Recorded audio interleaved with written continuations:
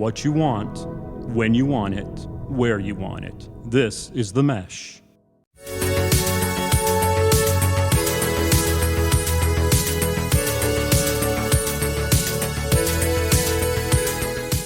Brothers in Tech is a weekly podcast focused on personal and home technology, helping provide you, our fellow brothers and sisters in tech, with some information, assistance, and recommendations.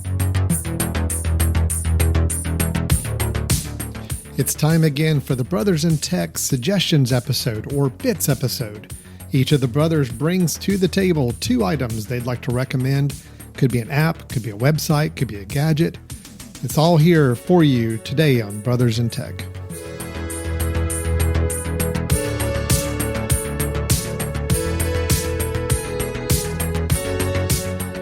Hello and welcome to Brothers in Tech here on the Mesh.tv podcast network.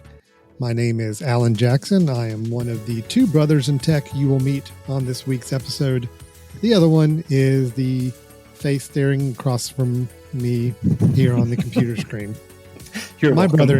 brother in tech, Brian Jackson. How you doing, Brian? Yay, Alan! I'm doing really well. I'm sorry I freaked you out there by looking directly at you as you talked. I have tried to make it very clear that you're never to look directly at the camera at me. I'm sorry. So, I've had a couple drinks. I'm just kind of staring off into the abyss to divert your eyes just off the camera. To not establish direct eye contact.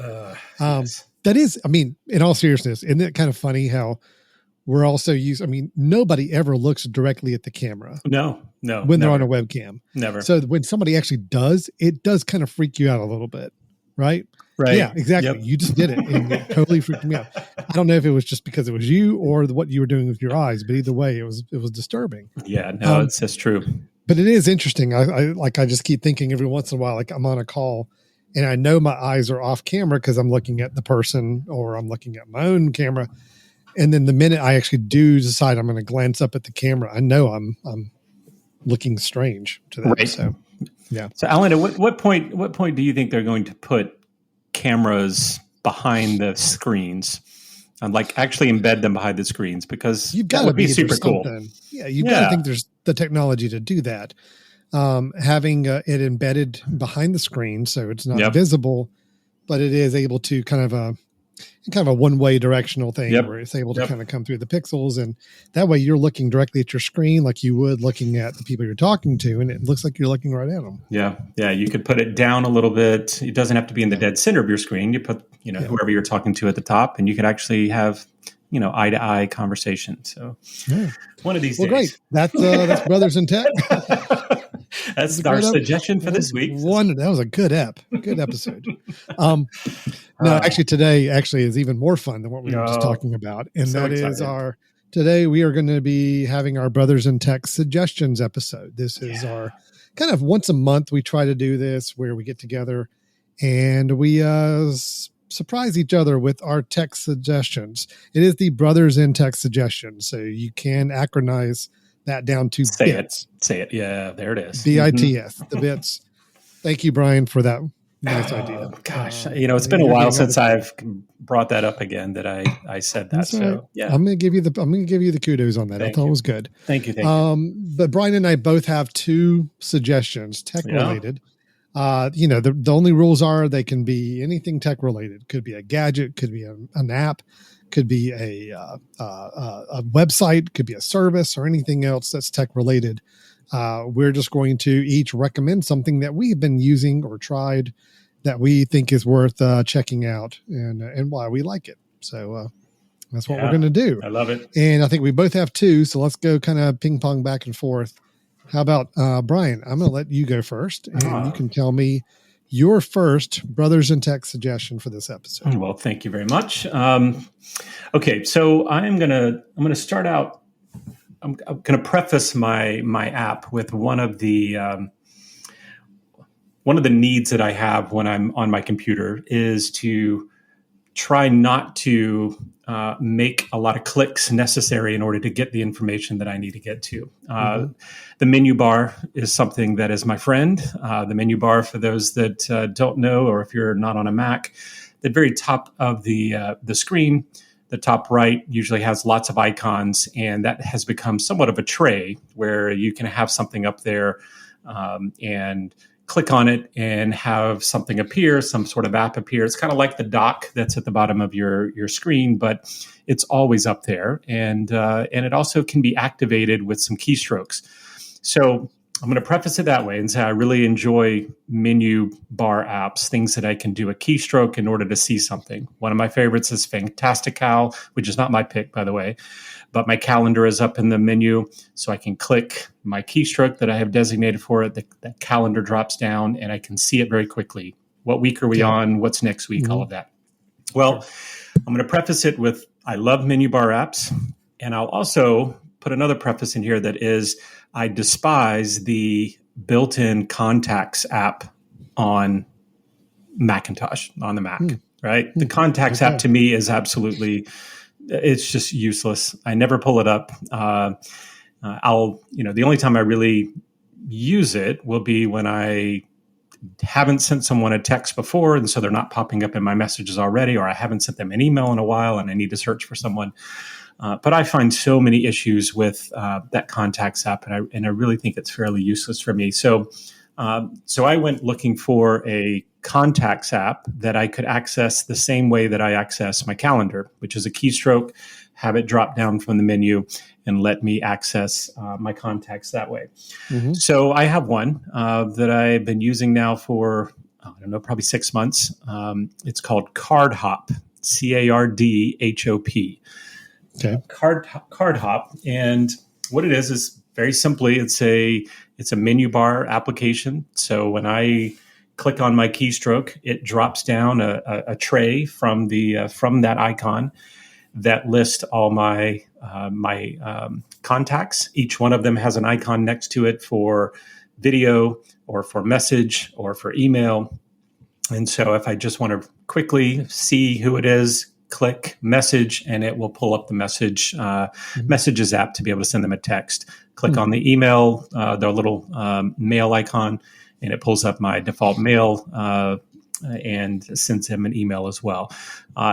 Probably most useful is when I need to add someone. It's very easy to, when I do the keystroke, it drops down immediately. I'm in the search box.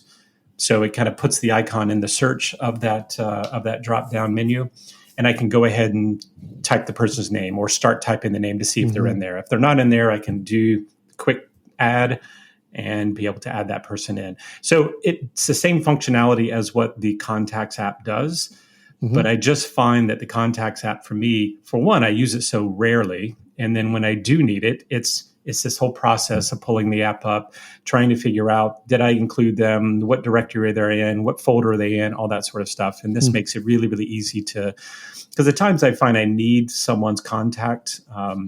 Again, I haven't sent them a message before, so they're not in a most recent message. I haven't sent them an email before, so they're not and they're not just going to pop up in my email. But I know I may have their phone number, or I know I may have some address for them. It makes it really easy for me to just do a keystroke, drop it down, type in their name, see it, and then I can do whatever I want with that information. Couple questions, if I can, on this. So I know, and I know you mentioned Fantastical, but did you mention there's the same company that makes Fantastical? Oh, well, I did not, but I think that now that I think back, that's probably the reason that I originally went to it. FlexiBits, I think. Right, FlexiBits makes Fantastical, which is their drop-down calendar app. So now they've also have this drop-down contact app, which makes sense. Synergy. Yeah, that's good. And they do have versions on iOS for it as well, it looks like. Okay. And I have not used the iOS app yet, I will say. Yep. So can CardHop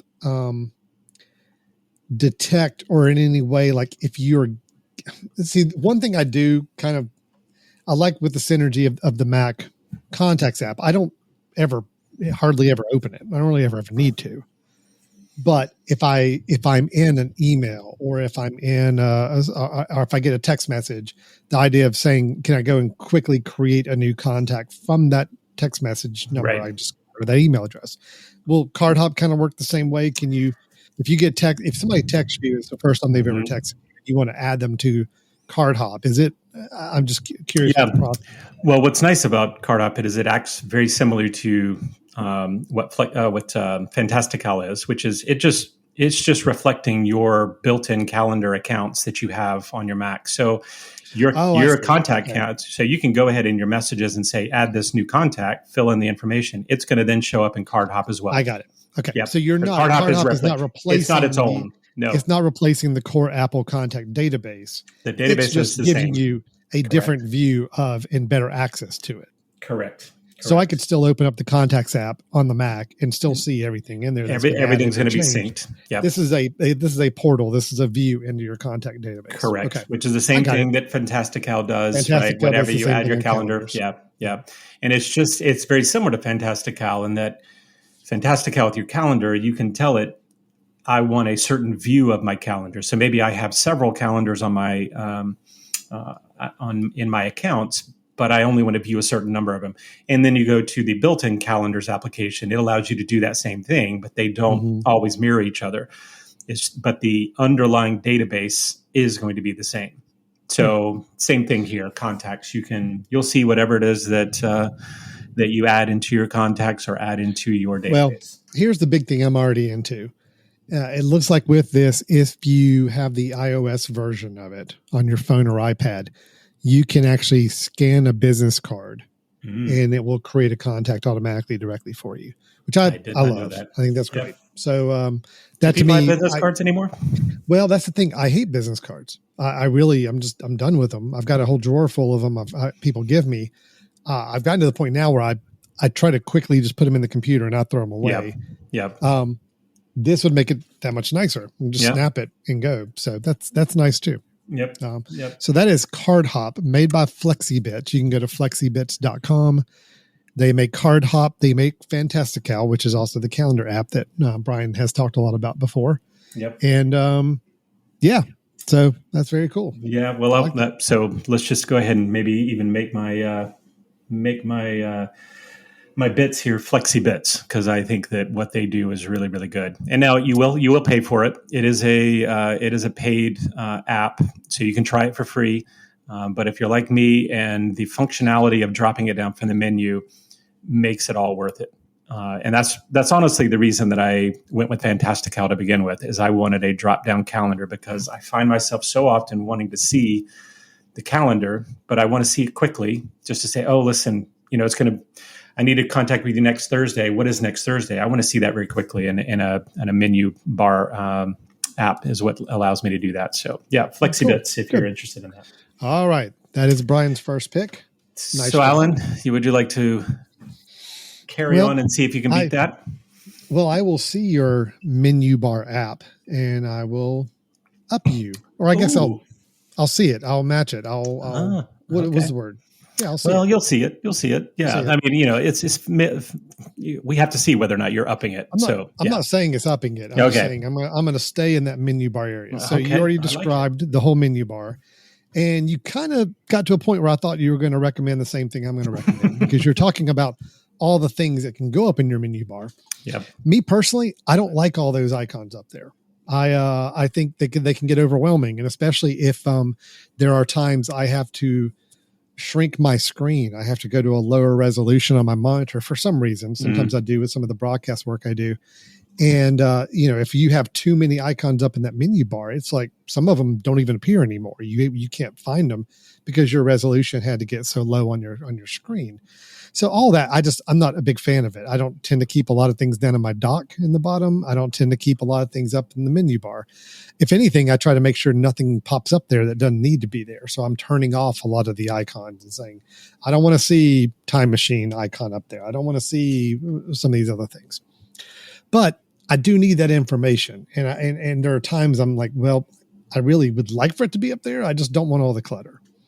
So I resisted for the longest time any new menu bar apps or these apps that say they're going to organize your menu bar up there. But I finally broke down and started using Bartender.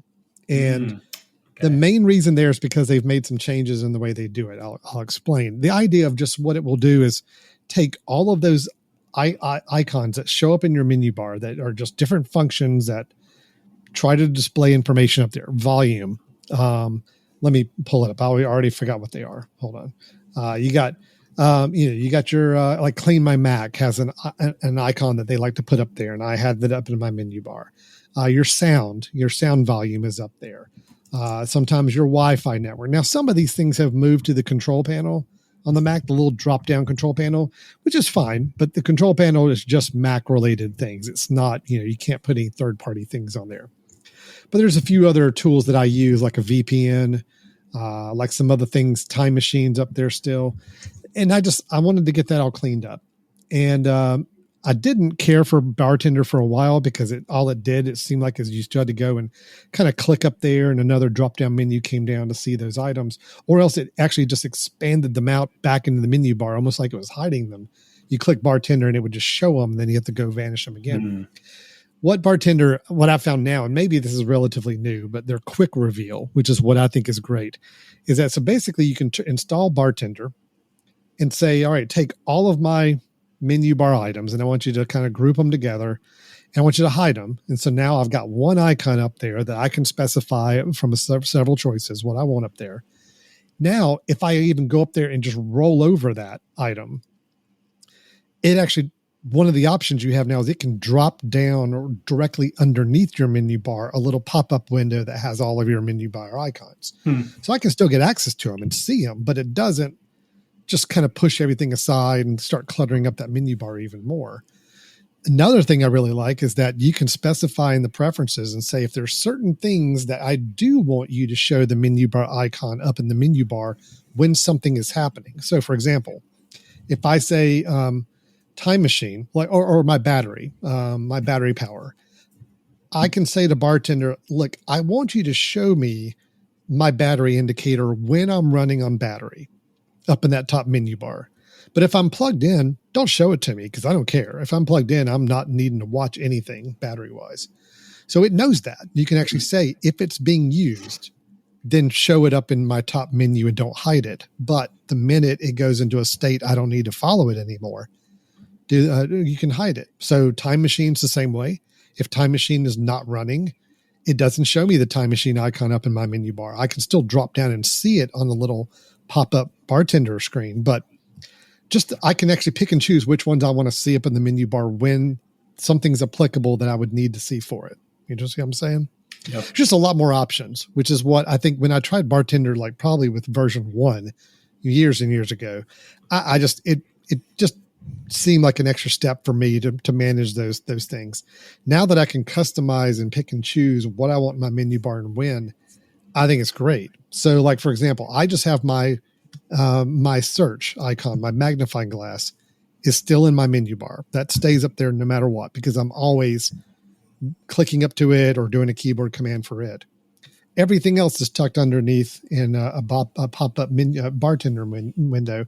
But I do say, if I'm running off a battery, show me the battery icon in the menu bar. If I'm being backed up on Time Machine, show me that icon. There's a couple other examples of things that I want to see. If something is happening, it's okay to put that icon in the menu bar. So I love the flexibility of it. It does feel cleaner to me. And I feel like if I look in the menu bar, I'm actually seeing things that I need to be paying attention to at that moment and not just having to find an icon in a whole array of things.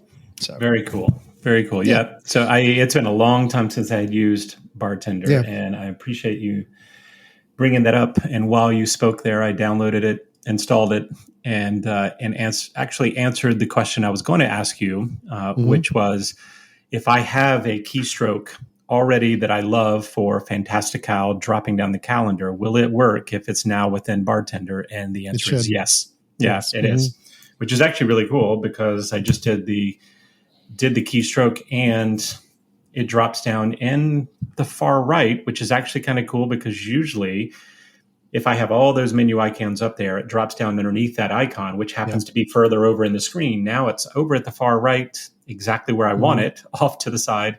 No, that's great, Alan. Yeah. You may have won the day on this one. Wow. Yep. So call the papers, hot off the press. This is I said May. I said May. I'm still thinking about it. I've still got another one to pull out here in a minute.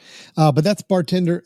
It is $15. Yeah. But if you are one of those people that we love that are like us and use the Setup membership, Bartender is part of the Setapp membership. So if you pay that fixed fee per month, you have access to Bartender. You can download and install it right now. So I'm a fan of the Setapp, as we will mention again, and that may be coming up again with my second pick as well. So anyway, Nice. All right, Brian, right. what's your second pick for us?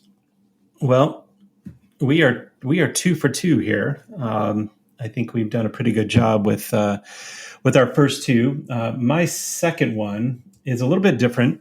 It is so it's a service, okay, but it's a service that's free, or at least there is a free version of it, which is what I use. Okay. Let me give you the situation and why I went looking for this type of app. Probably about 2 years ago. So. Along with what I had spoken about earlier with Fantastical and all that, calendar, is a pretty important part of our digital lives, right? Putting events on the calendar, trying to put meetings on the calendar, right? Trying to give ourselves the opportunity to remember that something's coming up and kind of booking that. Well, so as a professor, one of the things that I do often is have to meet with my students. And let me give you the scenario that absolutely used to drive me nuts. And and this is something when I meet with students initially, I'll tell them this is my big pet peeve, which is they send me a message that says, Professor Jackson, I'd like to meet with you about blah, blah, blah. Can I meet with you? So what do I have to do? I have to send a message back that says, yes, you can meet with me. When would you like to meet? They send a message back, well, here's what I have. And I sent a message that said, this is what I have. And they said, no, that doesn't work. We go 5 or 6 times before something actually works out. A complete waste of time. I just started breaking out into hives as you were describing that situation. Oh, it's maddening, right? And I understand it. It's respectful. Everybody wants to be respectful and have the other person to throw out times. But you don't want to be the guy that just says 2:00 on Monday and just throw it out there without even know if they're going to be available. I get it. Exactly. Yes, yep. I get it. So let me tell you how I fix that for myself. And by the way, there's a very specific way because we, at my university, we're using a Microsoft Exchange Outlook type of server, which means, of course, other faculty could see my calendar, or at least could see when I was available and schedule times, all that. But I decided I wanted to get totally past that and get rid of the email scenario that I just represented. So what I started using is a service called You Can Book Me. And it's youcanbook.me is the website. Okay, all one word, youcanbook.me. And when you set up your account on You Can Book Me, it basically says, tell us what your calendar is. And if you want to connect us to your calendar, we will make sure that if there's something already on your calendar, we will not make that time available for someone to sign up. Okay. So it allows you to create a website, or not create a website. It creates a website for you of just your calendar. And so when now at the bottom of my signature and on my syllabi for my students and all of that, I'll say, feel free to grab a time on my calendar. I give them the link, which is, I personally made it Brian Jackson at youcanbookme.com or something like that. I can't remember. I have to look up the actual name. But they can go to that link, and all it shows is all the available slots on my calendar. So they can see, okay, tomorrow looks like he has an 8 a.m. and 8:30, 4 p.m. and a 4:30. They click on the link or click on the one that they want. It comes up and says, just tell me your name, tell me the reason we're meeting, and tell me, I think you got to put in your email address. Once they do that, it automatically jumps on my calendar, adds something on my calendar that says meeting with so-and-so. It sends me an email that says so-and-so just scheduled a meeting, sends them an email that says you just scheduled a meeting with Dr. Jackson at this time. And that's it, right? They're on my calendar. And I purposely opened up that time so that they could potentially schedule something for a 30-minute meeting or an hour meeting, whatever. So there is no back and forth needed whatsoever. I've already set up things like, so when you connect it to a calendar, here's kind of the cool part. If you connect it to a calendar, let's say I connect it to my Google Calendar. Well, as long as I'm updating my Google Calendar with, hey, I don't want to meet anybody on Thursday, block that off. put myself a day event that makes me unavailable, it's no longer in the choices for them, and it's immediate. Mm-hmm. I can go and say my lunch hour is this time, and I'm just going to make that a repeated time. You can't book me during that time. The other thing is that the service itself, regardless of your calendar, allows you to do work hours. So you can say my work hours are from 8 a.m. to 5 p.m. Monday through Friday. That's it. Okay. And 30-minute meeting times is what I'll allow people to grab. And also connect to my calendar and don't make available anything where I already have a calendar event. So I've got two things there. One is the hours of the day that I'm allowing, 8 to 5. The other is if I don't have something on my calendar already. So for me, I no longer have to say, here's my office hours, come by, where I could be sitting there for 2 hours and nobody shows up. It's like schedule a meeting that works with you, that's on my calendar. I know it works with me because I've already made those times available. You can also do some cool things like I will not let anybody schedule within 24 hours. So once it gets to noon today, they can no longer schedule anything the rest of the day or up until noon tomorrow. Right. So I can't get a last minute meeting that I didn't know about, right? That addresses one question I had. Yeah, that's an option. And I think you can do it up to like 48 hours if you wanted to. My fear was that, I go to bed at 11 o'clock at night and I wake up in the morning and like, oh, somebody scheduled me for 8 o'clock in the morning. Perfect. No. Okay, good. I want to make sure you said B, and maybe I'm a unique use case here. Okay. I keep everything work related in my main job, which I feel like is my master work calendar, is on my master Google Calendar, and all my colleagues, my team has access to see what my work calendar looks like. So colleagues can book my time or schedule something for me on a Google Calendar and all that. But there are times I've got clients or the people who we do want to book some time with, and yes, that is a pain going back and forth with times and dates and all. Yeah. But I also keep up with another calendar, actually two other calendars that I do use to kind of showcase my day of what I'm working on. I assume this can only read off of one calendar.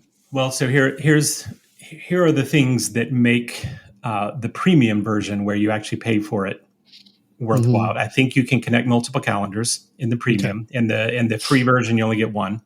I believe. The other thing is, if you want multiple blocks of the day, for example, you could say, well, I only want, on Mondays, 8 to noon, and from Tuesdays, from this time to this time.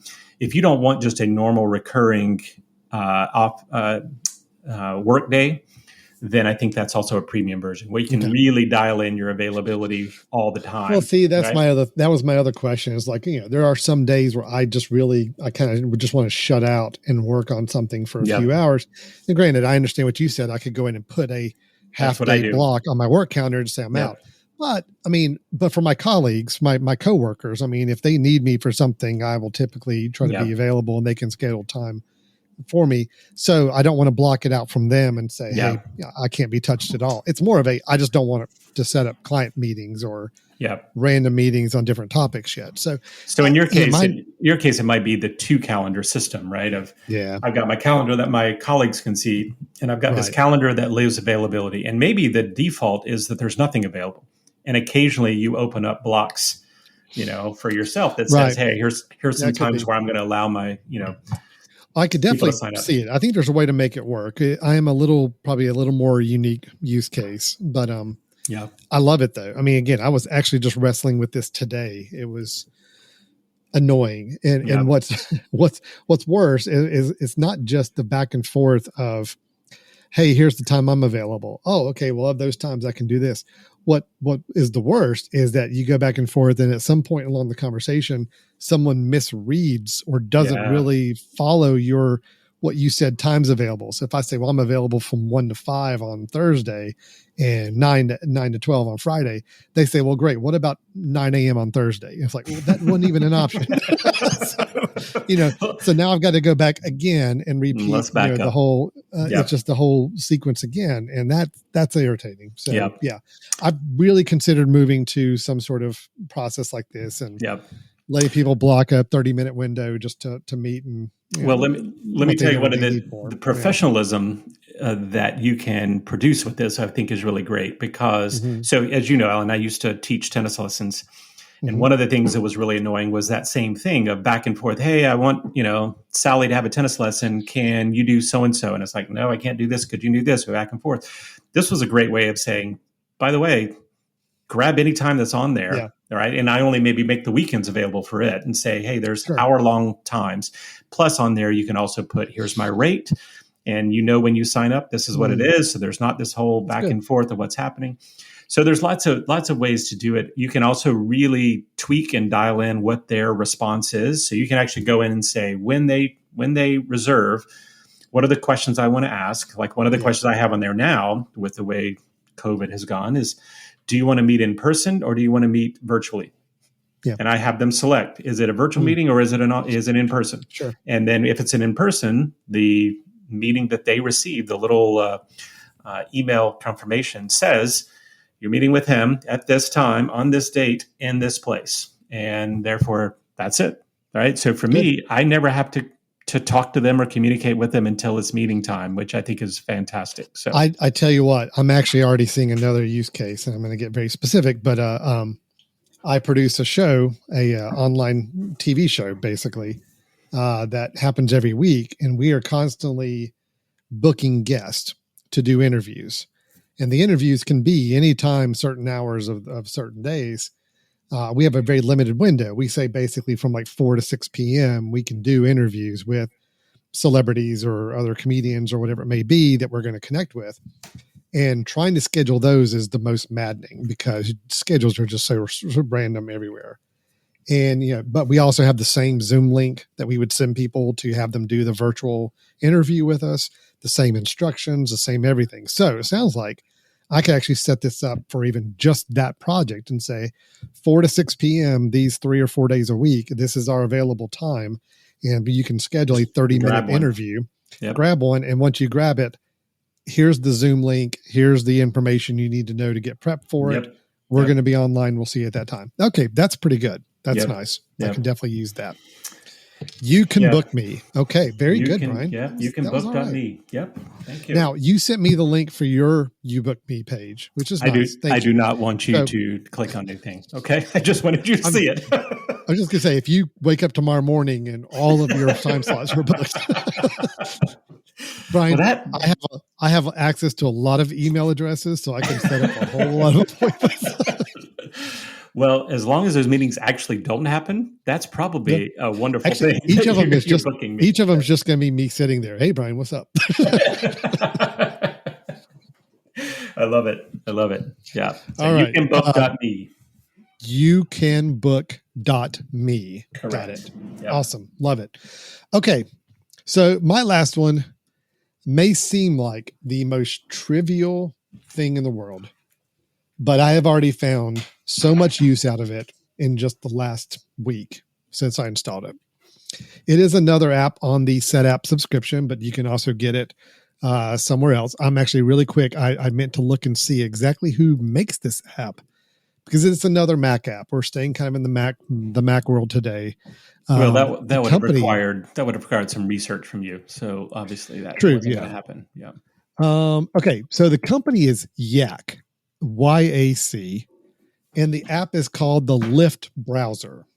Okay. LIFT, Lift browser. This is all it does. It creates a little floating window browser that you can move around and place anywhere on your screen you want for watching video content. And it stays on the top of everything the whole time you have it up. So US Open was going on recently in the last week or so, Brian.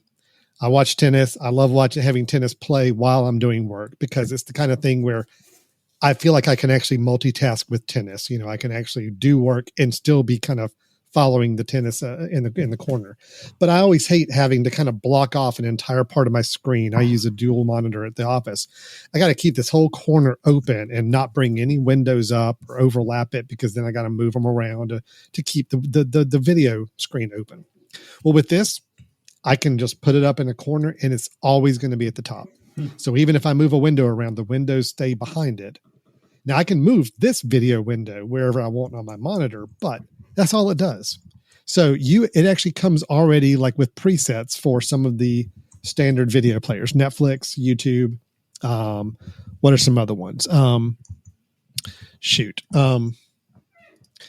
Yeah, it's got YouTube, Netflix, Hulu, Plex, kind of already like set up with, little icons. So when you open up the Lyft browser, it opens up a window. It has these shortcuts, and you can create your own too. Like I actually created one that went to the Apple keynote when the keynote was going on last week. Nice. So that way it played in that window while I was working. And once you've logged into your service the first time, then it basically shows you, like if you go to Netflix, you see the Netflix interface and you choose the video you want to watch, and then it plays within this window browser.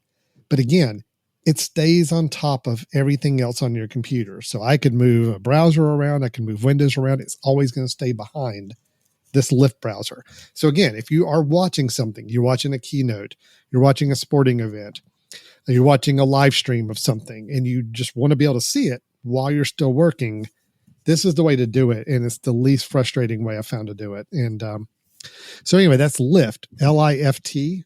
I think it's free, but I know it's part of the Set app. But I mean, right now I can go and download the app from the web. Oh no, I'm sorry, it's $5. $5 app. Okay. So you can pay the $5 or more. I mean, they let you pay more if you want to, just to support them. But $5 is what you got to spend to get it, and you download it, and it's super easy at that point. So again, it's a simple program. It's amazing. So how would I find that, Alan? How would I find it?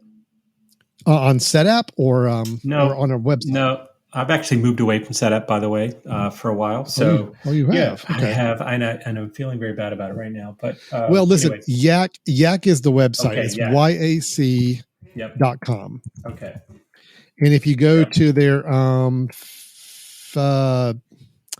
just did a search for Yak, like YAC, and then Lyft. Okay. And it takes you to the Lyft browser. And it just says, watch floating how-to videos and movies while you work. Mm-hmm. That's it. $5. You download it. I don't know. Again, when I first read about it, I'm like, well, that's stupid. It's like I can just play a video like on my screen, and I don't see why I need to pay for this. But then I realized, oh, that's right, because I always get frustrated when I open up a new window to do something and it overlaps the video, and then I got to move around to keep everything organized.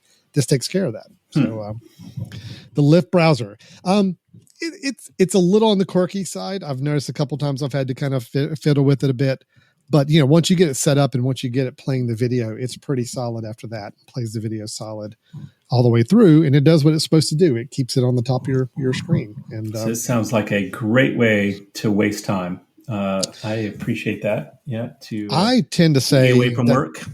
I tend to say that I was going to watch something anyway. This actually helps save time and frustration from me having to constantly move things around to be able to keep watching it. Okay. All right. That's the way I justify it to myself. You know what? I'll go with that. Nice. So anyway, that's Lyft browser by Yak, YAC.com. Yep. Mm-hmm. I like it. So let's see. We've had Card Hop.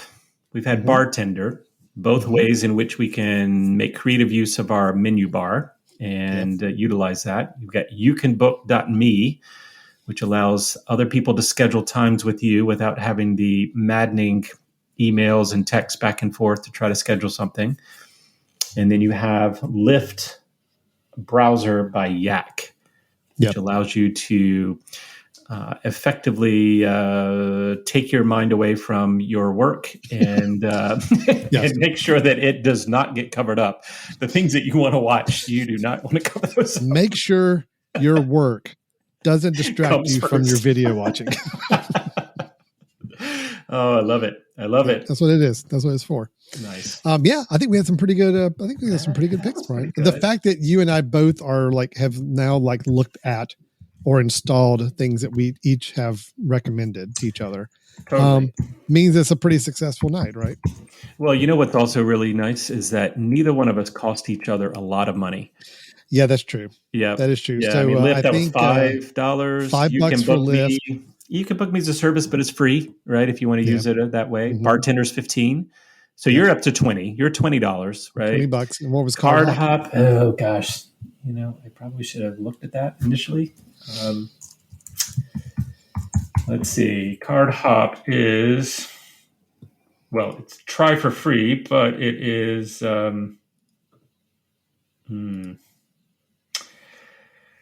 It is $3.33 per month for an individual.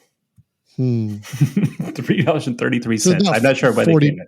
$40 a year. $40 a year. Yeah. So, and that's an annual thing. So if you just went for per month, it's $5. So if you went with annually, so I think they're saying, you pay 40, you get the year. 40 to but $45. I will say, that's what the company FlexiBits has gone to. And I'm very reluctant on doing subscriptions on anything. I think you and I have talked about that before. I hate to commit to something that's monthly unless I know it's good. And Fantastical is really good. And I have paid them yearly for the last couple of years. And I would say this is pretty good. I'm not saying it's not Fantastical level, but simply because contacts are not as important to me as calendar flashy. these days. They're not as interesting, yeah. But it works really well, and yeah, I'm paying for it. So that says something when I'm decided to pay. So that's great, Alan. That's cool. All right, yeah. 4 really good app picks on this month's Brothers in Tech suggestions. Yes, they were Mac centric for the most part. I think 3 of the 4 of them were Mac apps, and again, we apologize if you're not a Mac user out there. Some of these probably have some pretty good Windows equivalents that do very similar things. But we are Mac guys at heart, so that's just kind of where our tendency is going to pull to most of the time. I'll tell you this, though. If anybody out there has some great Windows versions or apps that do similar things to what we're describing, I'd love to hear them because, I do use Windows from time to time. And I like to keep things as much in parity as possible with one another. So I'd invite you to write in. Let us know if there are some Windows apps, if you're a Windows user, that kind of have the same functionality of what we just described with the 3 apps that we talked about on the Mac side. That would be great to hear. And if Brian, if somebody was willing to do that, I'm sorry, go ahead. No, I'm sorry. I have to say this because I feel, as people know who have listened to this for a while, I'm the one who does research here. Alan does zero research. All right. He basically wings it. We're supposed to do research. I thought we just hopped online and just winged it. Yeah. Well, obviously you do, and you do it really well, Alan. You do. You wing it really, really well. I pride myself on that. Okay. So typically I do my research, and obviously I did not do enough research on this. So even better, Alan, FlexiBits.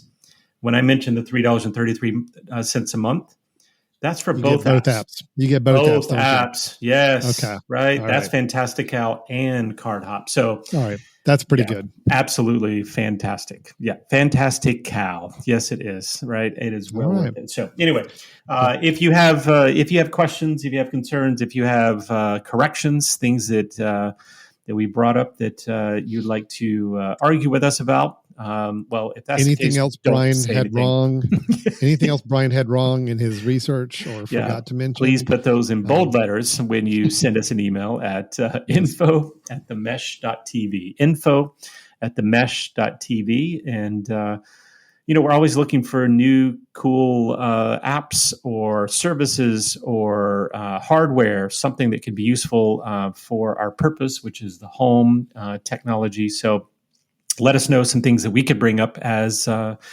future bits. So that's info@themesh.tv. Perfect.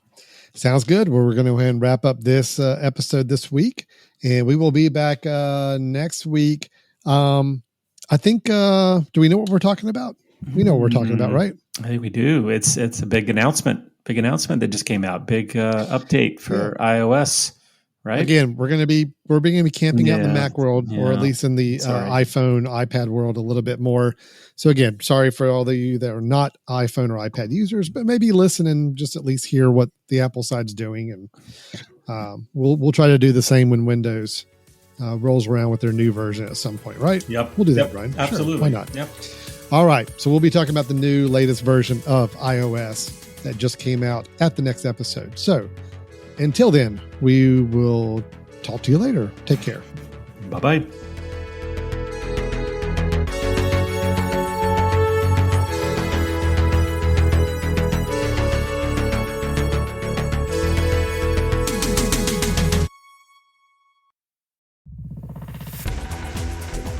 You've been listening to The Mesh, an online media network of shows and programs ranging from business to arts, sports to entertainment, music to community.